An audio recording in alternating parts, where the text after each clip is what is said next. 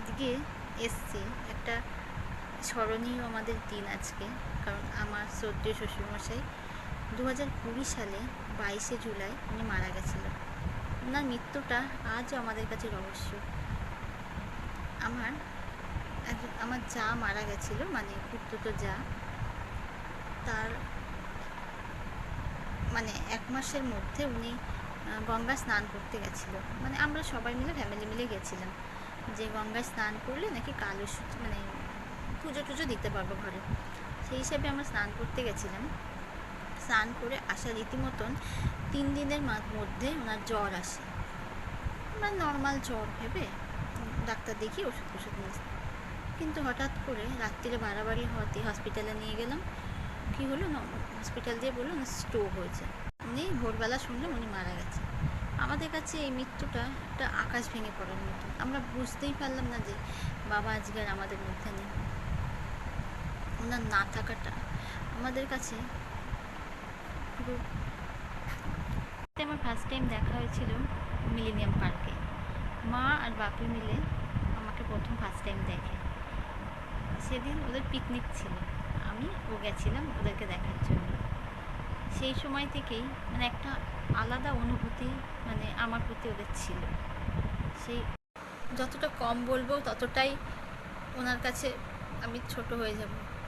আজকে কিছু খেতে ইচ্ছা করছে, বাপি খাবো। ঘুরতে ইচ্ছা করছে, বাপি মামা শ্বশুরের বাড়ি বলুন, নবদ্বীপ বৃন্দাবন বলুন, চাকলা মন্দির, অনেক জায়গায় আমি দক্ষিণেশ্বর, অনেক অনেক অনেক জায়গায় ওনার সাথে মানে আমি খুব, এই যে বছর উনি ছিল 3 বছর, ওনার সাথে আমি খুব খুব খুব মানে মা, আমি আর বাপি, এই 3জন মিলে। আমার হাজবেন্ড অত পছন্দ করতো না ঘোরা। আমরা খুব, এখন বাপি নেই, খাওয়ার দিক থেকে বাপি মাছের মাথা খেতে ইচ্ছা করছে, বাপি ইলিশ মাছ খেতে ইচ্ছা করছে, বাপি ওনাকে খুব মিস করছি। মানে উনি নেই, ওনার জায়গাটা কেউ, আমার ছোটোবেলায়, অনেক ছোটোবেলায় বাবা মারা গেছে, তা ওনার ভালোবাসা যেটুকু পেয়েছি অনেক কম বলা হবে। যার উদ্দেশ্যে আজকে তাকে চলুন ছোট্ট একটা ভিডিও করেছি, ভিডিওটা দেখুন, ভালো লাগবে। বাপিকে চন্দনের ফোঁটা দিয়ে, মানে চন্দন বলতে খড়ি মাটি যেটা হয় না, সেই খড়ি মাটির দিয়ে আমি ফোঁটাটা মানে ফোঁটা কেটে দিলাম বাপিকে।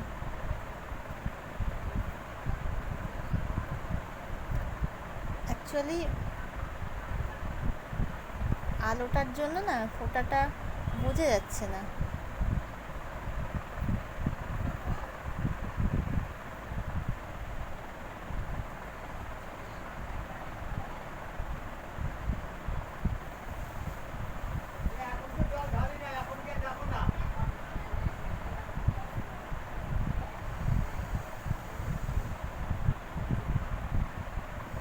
এনার কিন্তু 60 বছরও পার হয়নি।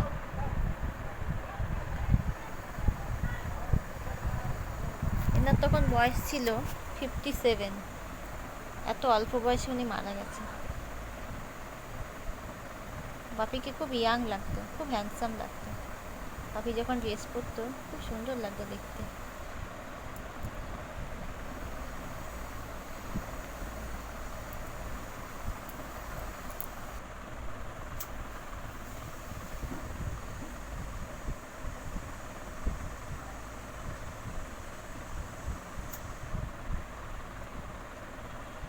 মোমবাতিটা জ্বালিয়ে দিয়েছি, ধূপকাঠিটা জ্বলতেই চাইছে না।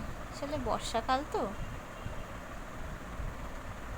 দাঁড়ান তুলে নিয়ে এটাকে ধরাই।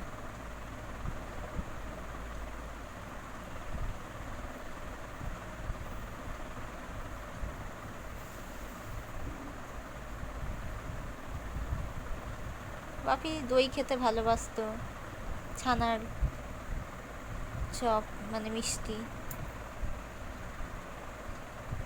বাপি যেগুলো ভালোবাসতো সেটুকুই দিচ্ছি।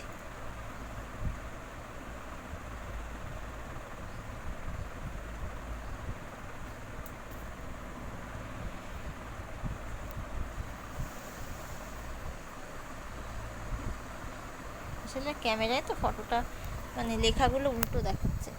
আমি ডান হাত দিয়ে ফোঁটা কাটছি, সেটা বাঁ হাত দেখাচ্ছে।